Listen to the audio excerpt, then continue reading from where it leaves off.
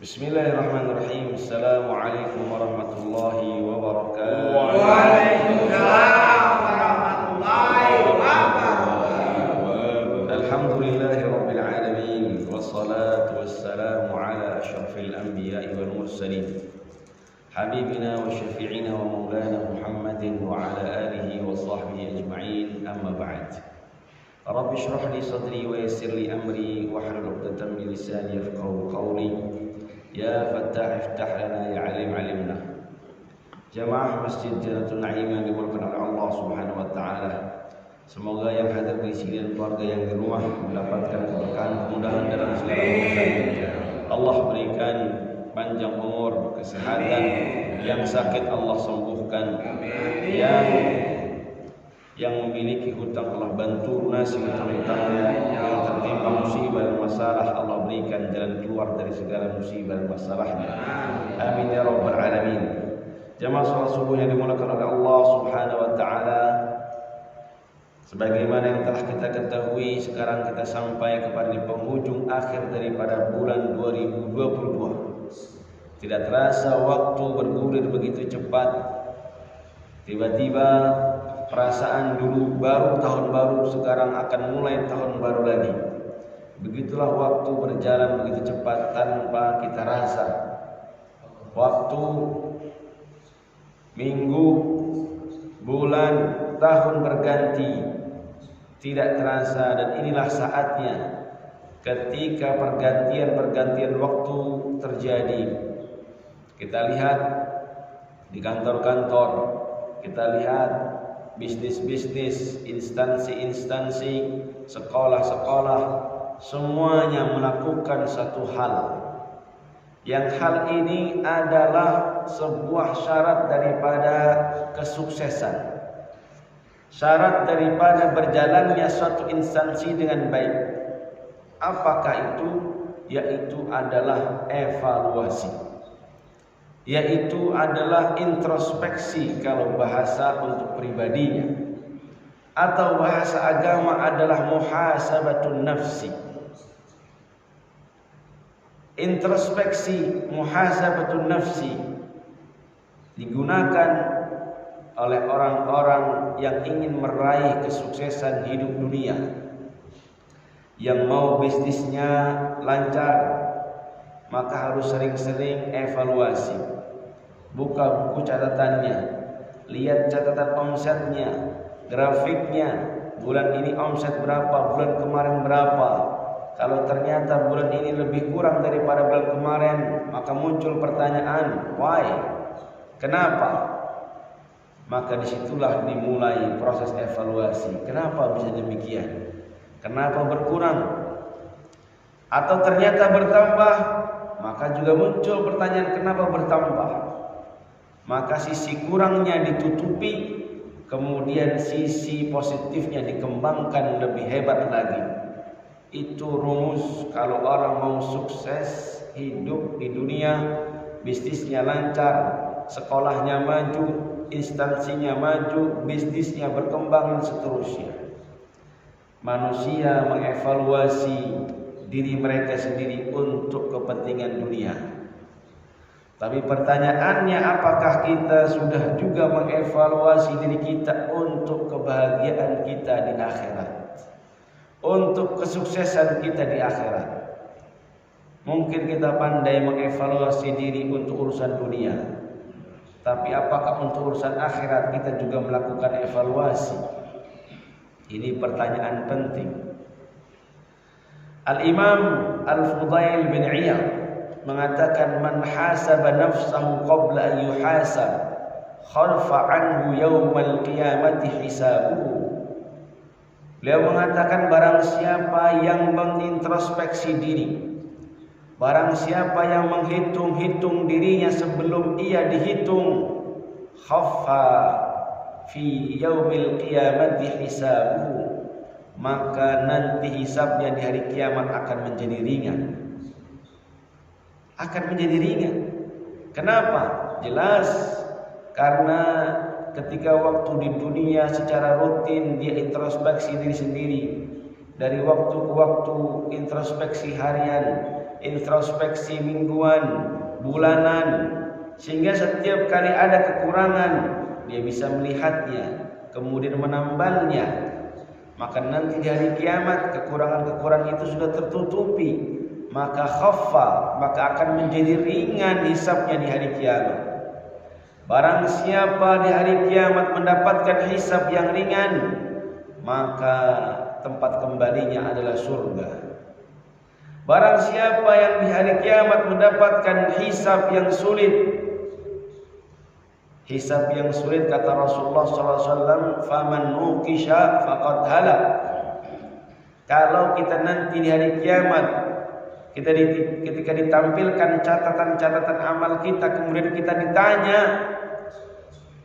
kenapa kamu melakukan ini? Di hari ini kamu melakukan itu, apa yang kau lakukan? Itu sudah bahaya. Wa may yuhasabu hisaban yasira, barang siapa yang dihisab dengan hisab yang mudah, kata Rasulullah SAW, hisab yang mudah itu cuma arid saja, cuma diperlihatkan saja. Ini buku catatan kamu, catatan amal kamu dikasih lihat. Nah, sudah. Tidak ditanya kamu kenapa melakukan ini, kamu untuk apa melakukan ini, kapan kamu melakukan, tidak ditanya sama sekali. Itu namanya hisaban yasira. Maka yang ingin mendapatkan hisaban yasira, kata Sayyidina Al-Imam Al-Fudail bin Iyad, man hasaba nafsahu qabla an yuhasab khaffa fi yaumil qiyamati hisabuhu. Yang ingin mendapatkan hisabnya mudah di hari kiamat, maka di dunia dia harus banyak-banyak menghisab dirinya. Apalagi keutamaannya orang yang menghisab dirinya di dunia. Kata Al-Imam Fudail bin Iyad, wa hadara 'anis su'ali jawabuhu, maka dia akan menemukan jawaban-jawaban dari pertanyaan-pertanyaan malaikat yang nanti akan ditanyakan ketika di alam kubur, atau yang ditanyakan ketika nanti di hari hisab.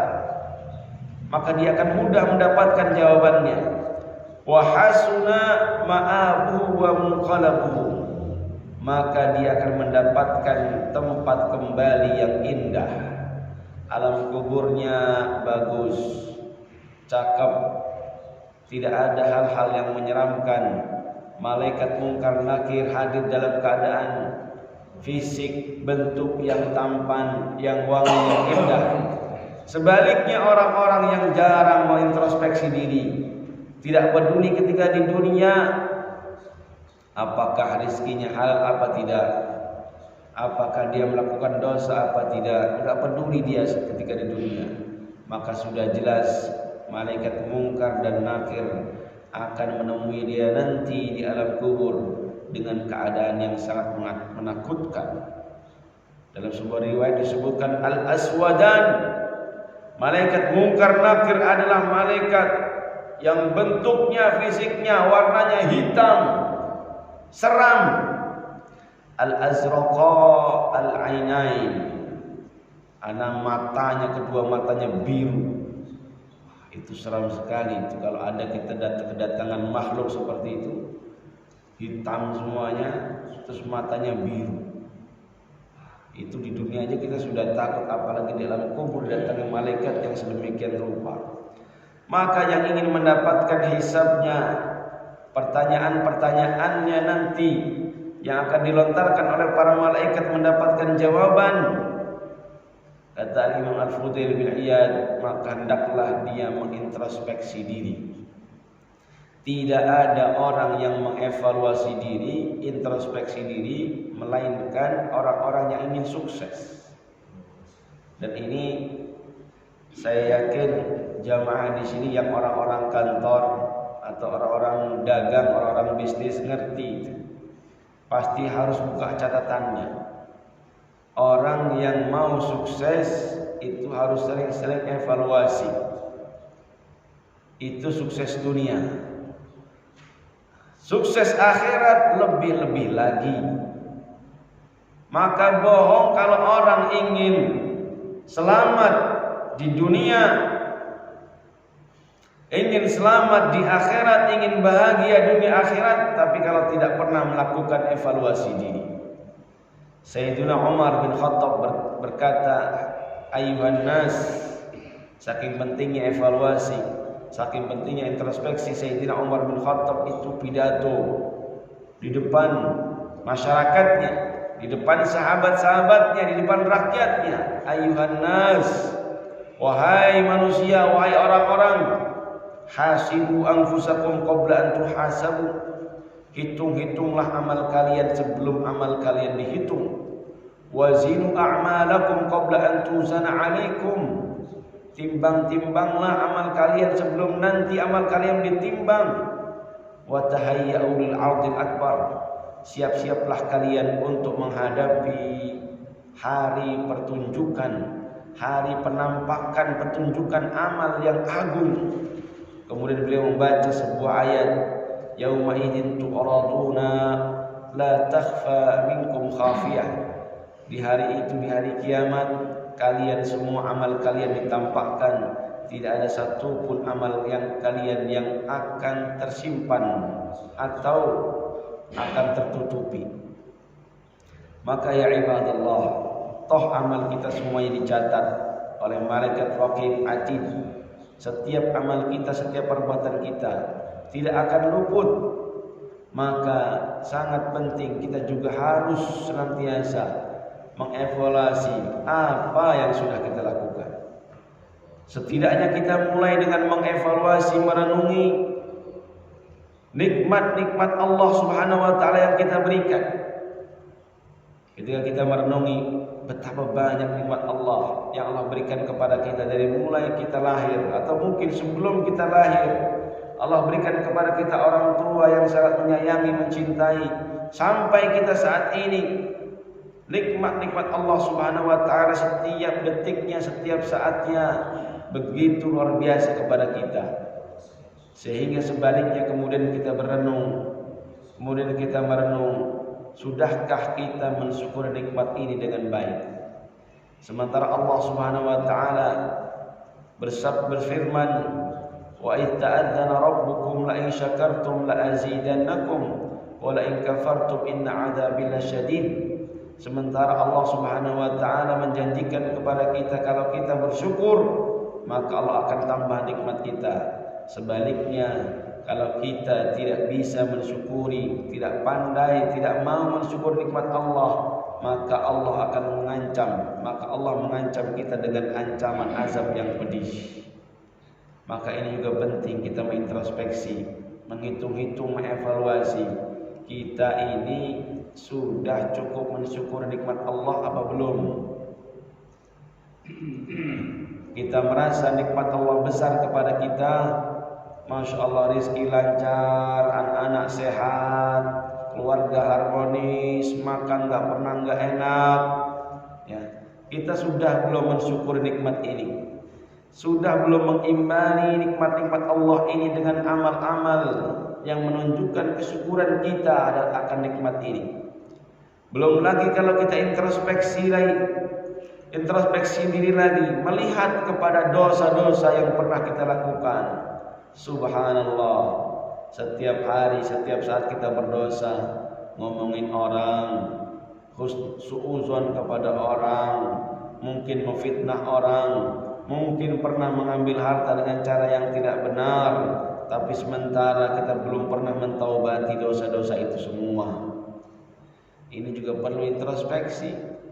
Jangan-jangan dosa-dosa itu belum pernah kita taubati, tapi kemudian kita dipanggil oleh malaikat maut terlebih dahulu. Wal'iyadzu billah. Sudahkah kita mentaubati dosa-dosa kita? Kalau orang introspeksi diri melihat dosa-dosanya yang begitu banyak dibandingkan dengan amal yang sedikit, maka yang akan muncul adalah ketawaduan. Dia akan menjadi orang yang tawadhu, rendah hati.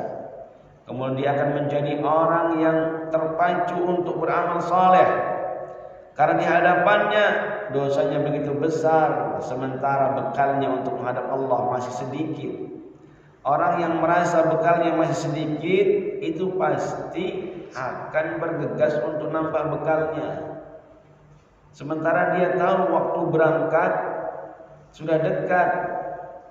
Umur kita ada yang 60 tahun, karena sudah pada pensiun kan di sini. Ya.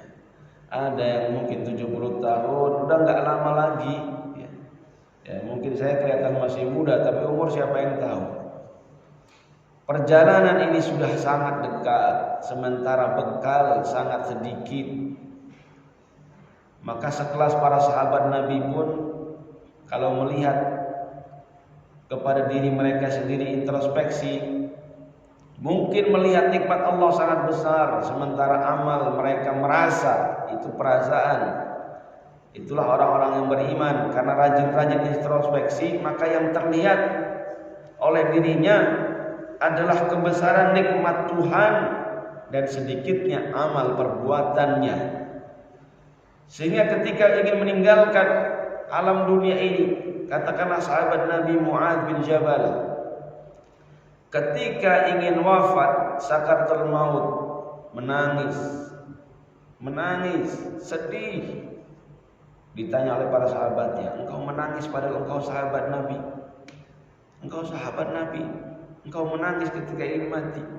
Apa jawaban beliau? As-safaru tawil waz-zadu qalil. Safarnya, perjalanan itu akan panjang, tapi sementara az-zad, sementara bekalnya sangat sedikit. Itu Masya Allah sahabat Nabi berpikir seperti itu. Sahabat Nabi yang ikut berjuang berdakwah dengan Rasulullah SAW, bahkan sudah radhiyallahu anhum, dapat gelar diridhoi oleh Allah Subhanahu wa taala, tapi ternyata masih merasa bahwasanya amalnya sangat sedikit. Itu tidak lain adalah hasil daripada introspeksi diri. Sayyidina Umar juga sering introspeksi diri, berdiri di depan cermin, di depan kaca. Suatu ketika ada sahabat Nabi yang mendengar Umar bin Khattab berdiri di depan kaca, kemudian beliau mengatakan kepada dirinya sendiri, bakhin ya Umar, bagus Umar, la tattaqiyanna Allah, kalau kamu enggak bertakwa kepada Allah Subhanahu wa taala, kalau kamu enggak takut kepada Allah, la yuhasibannaka Allah, maka Allah akan menghisabmu dengan hisab yang keras. Itu Sayyidina Umar bin Khattab ngomong kepada diri sendiri. Itu bagian daripada introspeksi atau evaluasi. Setelah dia seharian bekerja untuk umat, sekalian seharian berinteraksi dengan rakyat, seharian beribadah, di ujung hari, di penutup hari, di sore hari, dia berintrospeksi diri, mengintrospeksi diri, memberikan evaluasi kepada dirinya. Kau harus bertakwa wahai Umar. Itulah mungkin yang harus sering-sering kita lakukan, mengintrospeksi diri, berdialog dengan diri, sehingga kita sadar kita ini tempatnya di mana, sehingga kita sadar amal kita sejauh mana, sehingga kita sadar bahwasanya bekal kita di dunia ini untuk akhirat kita masih sangat sedikit. Ya ibadallah, semoga Allah Subhanahu wa taala menjadikan kita hamba-hamba Allah Subhanahu wa taala yang saleh, yang tawadhu, yang siap, yang selalu berbekal beramal untuk akhirat kita, sehingga kita menjadi hamba-hamba Allah Subhanahu wa taala yang selamat, yang hisabnya ringan, yang hisabnya mudah, mendapatkan kitab kita dari tangan kanan, sehingga kita menjadi ashabul yamin, ashabul jannah, ahli-ahli surga bersama Nabi Muhammad SAW, para sahabatnya dan orang-orang saleh. Aqulu qouli hadza, kata berdoa kepada Allah Subhanahu wa taala untuk niat-niat tadi, ala hadhihi niyyah wa ala kulli salihah. Al-Fatihah. A'udzu billahi minasyaitonir rajim. Bismillahirrahmanirrahim. Alhamdulillahirabbil alamin.